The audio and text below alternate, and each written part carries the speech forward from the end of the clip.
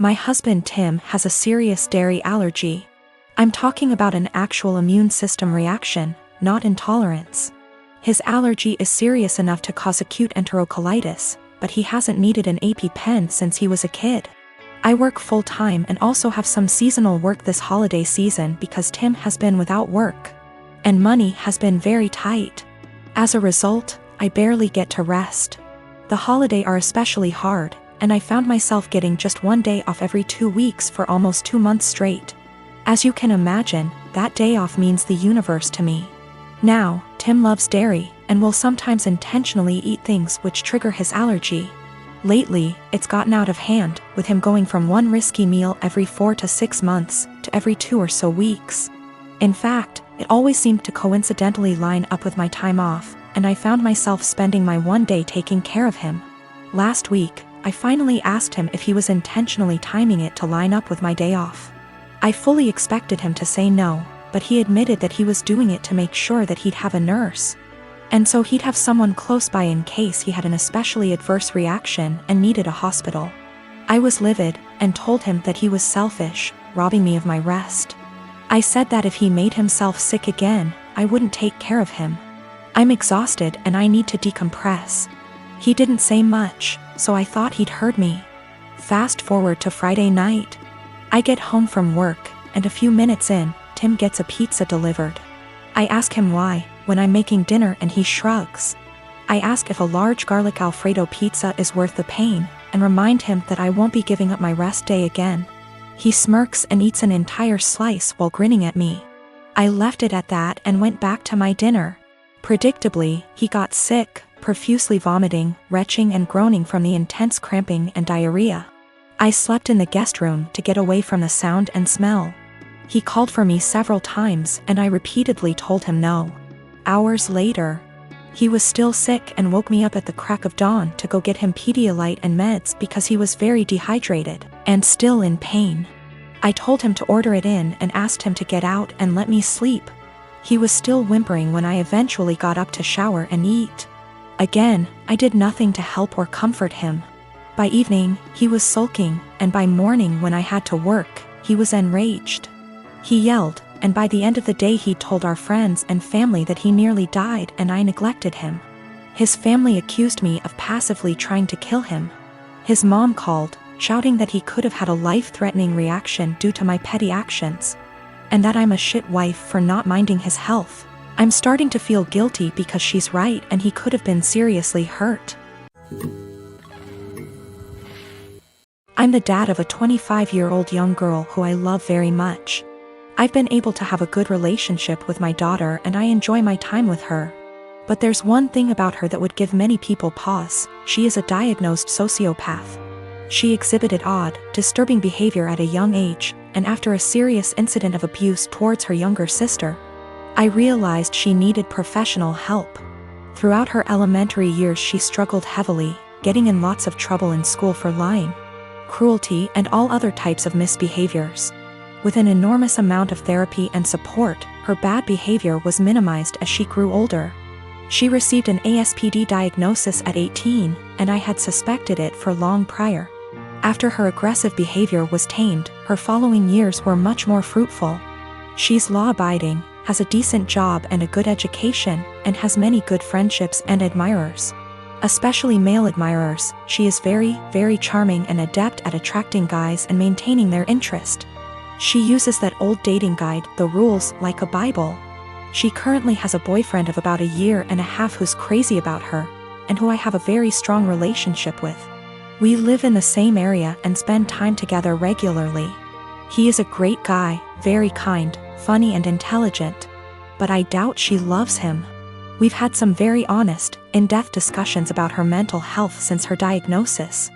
And she's been open with me that she doesn't feel love or empathy towards anyone, even family. When she acted very sad and broken up over the death of one of her closest friends at the funeral, she confessed to me privately that it was all a put-on, and that she felt pretty neutral about the whole thing. She has also stated she has never once felt guilty about anything she's ever done, and doesn't know what guilt feels like. While she enjoys being around her boyfriend and is sexually attracted to him, I highly doubt she feels much of anything towards him love-wise. Her boyfriend, who might propose soon, has no idea about her diagnosis. And she's been very upfront with me that she has no plans to ever tell him, thinking it'll scare him away. I've made it clear to her that she needs to tell him the truth before they marry. That he has the right to know and consider it, or I will, to which she always responds, "I know you wouldn't dare." I really like and respect this young man, and would feel awful keeping this secret from him. And letting him walk into a marriage without this piece of knowledge. I'm not trying to sabotage my daughter's future. Maybe her boyfriend's love of her personality and other aspects is enough that it won't end the relationship. It's his decision to make, but he deserves all the facts. Someday he's bound to find out she's a bit off. It can't be kept a secret forever. My ex Rose and I have a son, Jason. He is 15 years old. We broke up when Jason was 5. Rose has Jason on weekends. Rose married her now husband when Jason was 10. Her husband has 2 children, they are 17 and 16 and live full-time with them. Jason has a few chores when he's with them and easily takes care of them, while his step-siblings don't do theirs and Rose take care of them. This has been the only point of contention between our son and her. He has talked with her and even went to therapy. It was when Jason was 12 when we switched days. We stayed like that for a year and a half, but since things never really got better, we went back to our initial agreement. The situation is still the same, and a year ago Jason came to me complaining about it. I had run out of things to say to him when it comes to this subject, so I threw almost the same pep talk my old man said to me when I was about the same age as him. I told him that I understand that it sucks. While they can't do anything, you can do everything.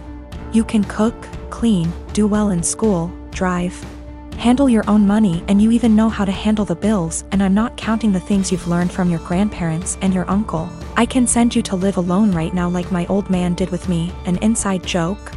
And I wouldn't worry, because even if you don't know how to do them, you take the time to learn. You are already ahead of many kids your age, even ahead of some adults. Do your part, and as long as she doesn't make you do their chores, let your mother take care of it. Just focus on spending time with her the way you've been doing so far. The world is going to hit your step-siblings hard one day.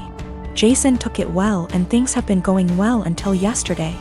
He went out with his mother, and when they returned, they found their house a complete mess. I don't know what they did, but it was bad enough that Rose snapped and finally forced them to clean the house. The kids tried to get Jason to help them because they were struggling, but he refused, claiming it wasn't his mess. They kept nagging him, and Jason told them that I was right. They are really useless. His mother asked him if I really said that. He said I didn't, but it can be summed like that. He called me at night telling me that he probably got me in trouble and explained the situation. Rose with her husband came today about what I said. I told them that I never called them useless and explained what I said.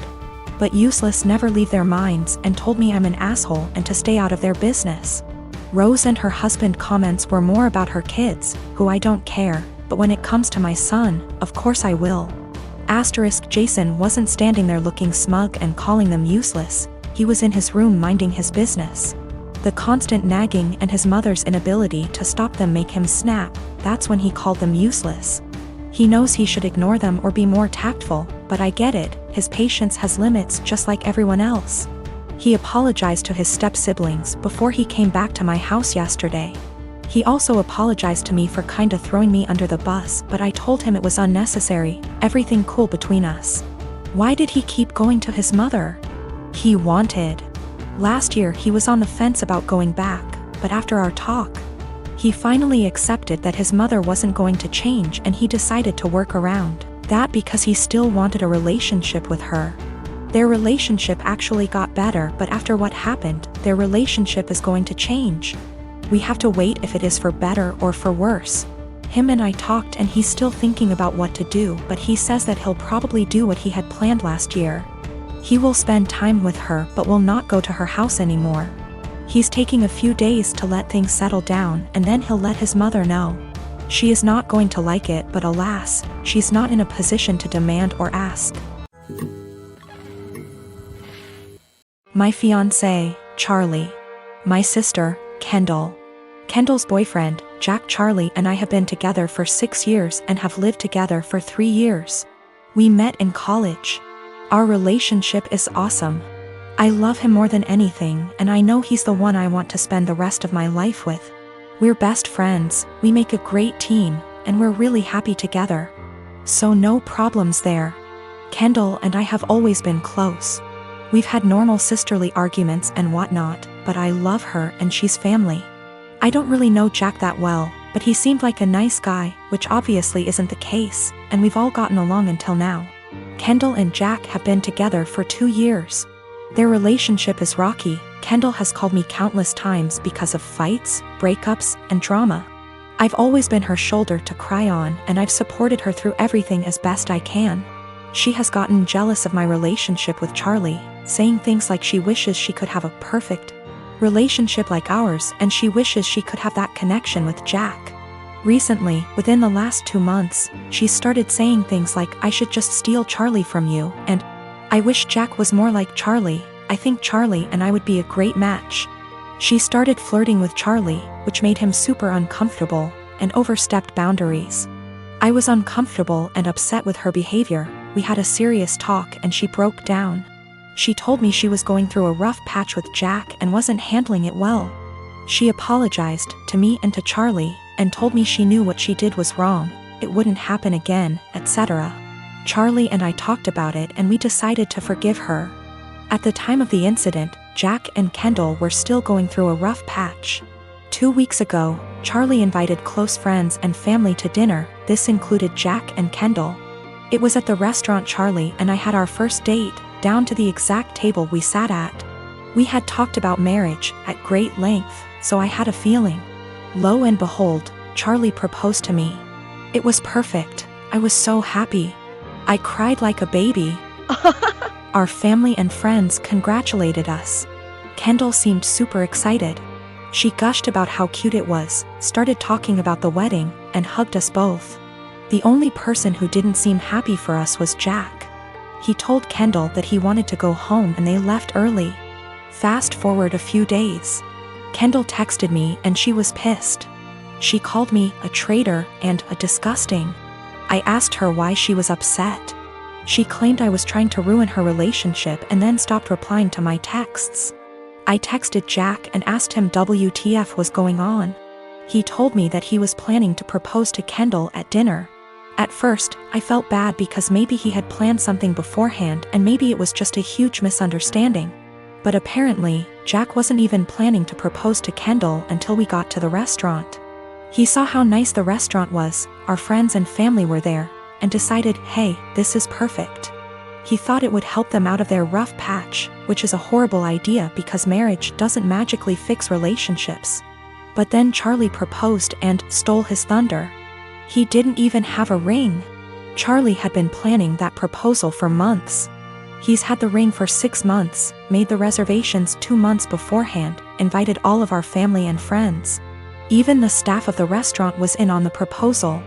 He put a lot of thought into it, and I don't think Jack's heat-of-the-moment decision to propose is more important than Charlie's carefully planned proposal. I'm actually upset that Jack would make something this special and important into something dramatic and all about him. I didn't apologize. Charlie and I talked about it. He agrees and doesn't think we should apologize. Since then, Kendall and Jack haven't talked to us. Which is fine by itself, but that's not the end of it. Both of them have been shaming us on social media, twisting the story to make themselves look like victims, and have even coined us the proposal thieves. Mutual friends, and even some family, are disgusted with us. They believe Jack and Kendall's story, even after I've tried to explain what really happened. As funny as it is to be called the proposal thieves, it's not so funny to have friends and family turned against you. I'm really upset that my own sister would do this. Charlie has been super supportive and sweet through this mess. We both agree that we shouldn't apologize and have been standing our ground. Honestly, after everything Kendall has done, I'm pretty much fed up with her. She's my sister and I love her, but after she tried to seduce my boyfriend and now this, I don't really have a desire to talk to her anymore. Which sucks, because we've always been close. I think Jack has turned her into this horrible, self-absorbed person, and it's just... I'm not talking to Kendall right now and have no plans to talk to her until we receive a sincere apology. Even then, I think I might limit contact if she stays with Jack. I can't wait to see what a mess actually planning the wedding will be. The people who believe Jack and Kendall's story are the ones who were not at the proposal dinner. A large amount of mutual friends who weren't there plus extended family believe the story. Our parents, Charlie's siblings, and the few close friends that were actually at the dinner do not believe the bullshit story. We just haven't made a post addressing everything / telling our side of the story because we wanted advice on how to approach it.